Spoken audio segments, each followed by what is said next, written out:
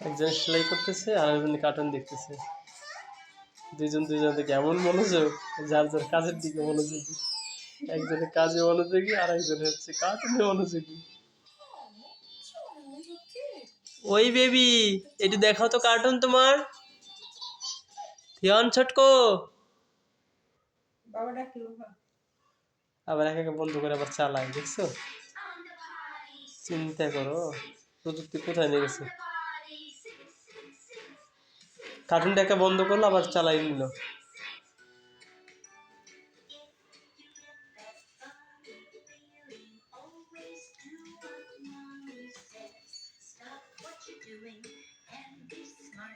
একজনের হাতের কাজ আর একজনের হচ্ছে কার্টুনে দেখার কাজ।